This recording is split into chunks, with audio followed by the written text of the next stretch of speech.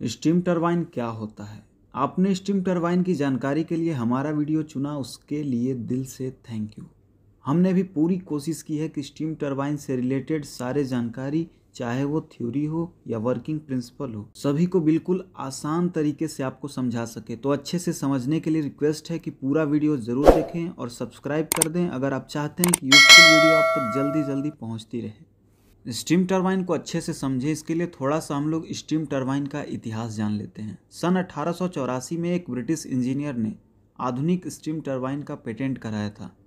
उसने steam turbine का एक कच्चा रूप अलेक्जेंड्रिया द्वारा पहली शताब्दी दौरान बनाया था।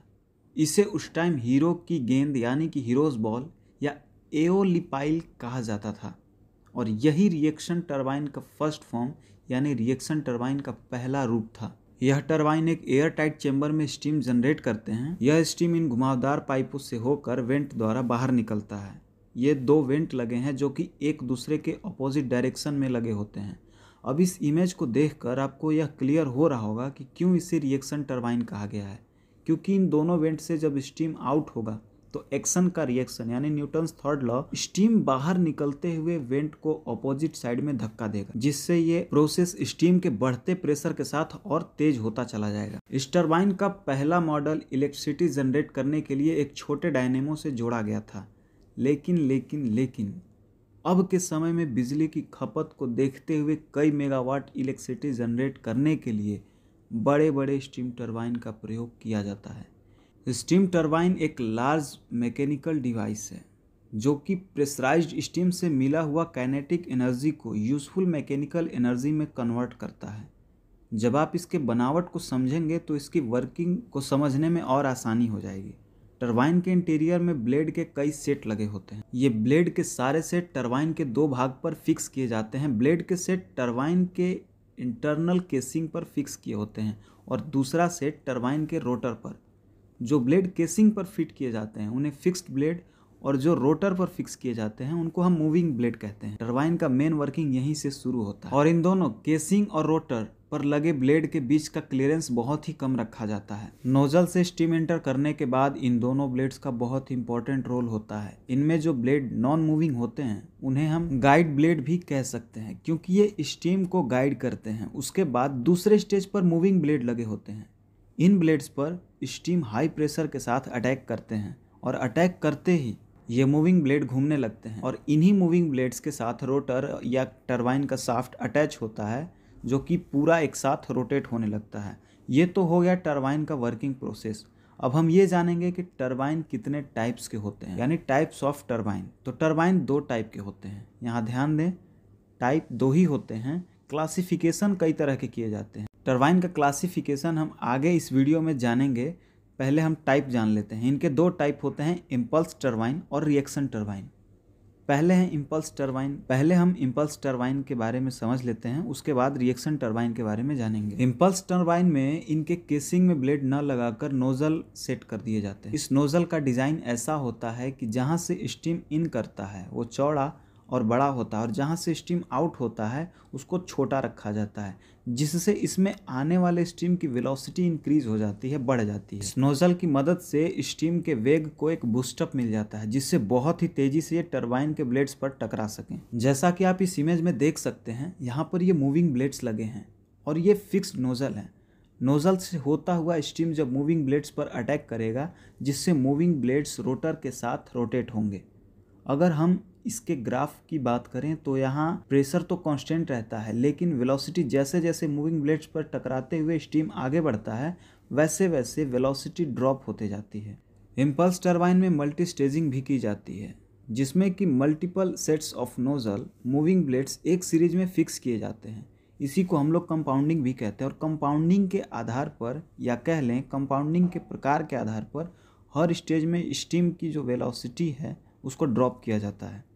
इम्पल्स टरबाइन की कंपाउंडिंग तीन तरह से की जाती है, pressure compounding, velocity compounding and last pressure and velocity compounding. इसके बाद हम जानते हैं टरबाइन के दूसरे टाइप यानी कि रिएक्शन टरबाइन के बारे में।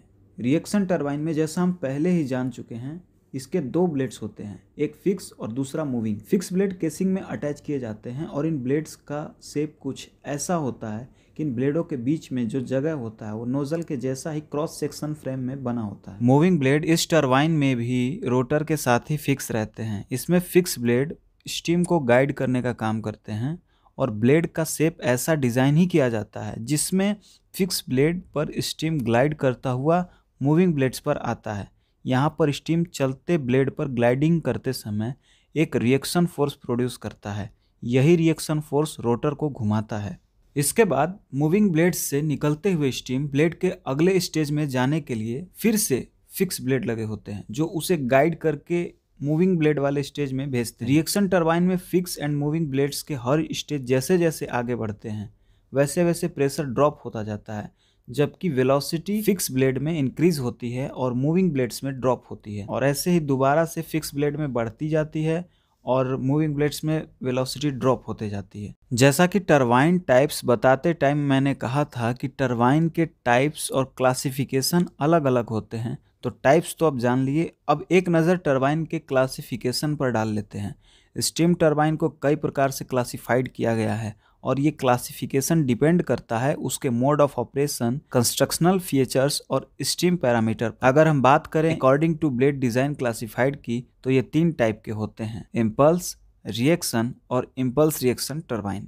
उसके बाद बात करें on the basis of steam flow तो ये 2 टाइप के होते हैं, एक्सियल फ्लो टरबाइन और रेडियल फ्लो टरबाइन। और on the basis of pressure turbine की बात करें तो high pressure turbine, low pressure turbine and medium pressure turbine होते हैं। इस तरह के क्लासिफिकेशन के बाद हम main components of steam turbine की बात करेंगे। आमतौर पर एक स्टीम टरबाइन हाई प्रेशर के साथ साथ हाई स्पीड पर घूमता है, तो एक टरबाइन को डिज़ाइन करते समय और उसके मेन कंपोनेंट्स को डिज़ाइन करते समय विशेष ध्यान रखा जाता है। और ये मेन कंपोनेंट्स स्टीम टरबाइन का इंटीग्रल पार्ट है। उसके मेन पार्ट्स कुछ इस प्रकार हैं: casing, rotor, moving blade, fix blade and diaphragm, steam sealing system, bearing, gland, ESV यानी emergency stop valve, governing valve and control valve, gland sealing system, turbine protection system. इसके important parts में है casing. Casing या turbine का बाहरी आवरण है जिसमें फिक्स ब्लेड या नोजल लगे होते हैं। ये केसिंग सभी मूविंग पार्ट को एक साथ समायोजित रखता है और स्टीम के लिए रास्ता भी बनाता है।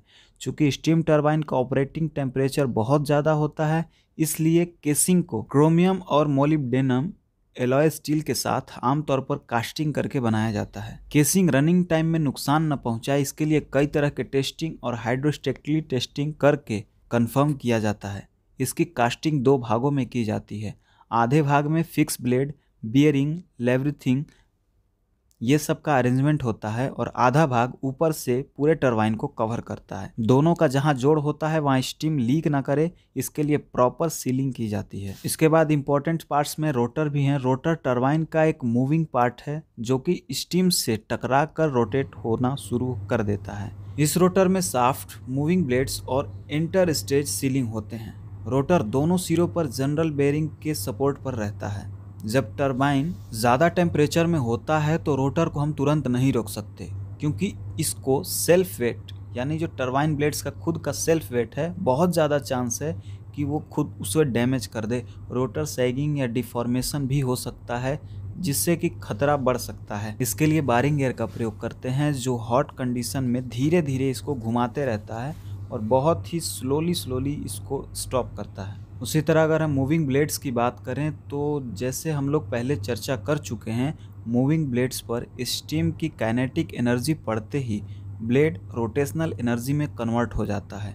हर स्टेज पर स्टीम का प्रेशर ड्रॉप होता है। मॉडर्न ब्लेड्स बनाने के लिए nickel based super alloy use करते हैं। इसी तरह स्टीम टरबाइन में हर पार्ट्स का अपना एक इम्पॉर्टेंट रोल है।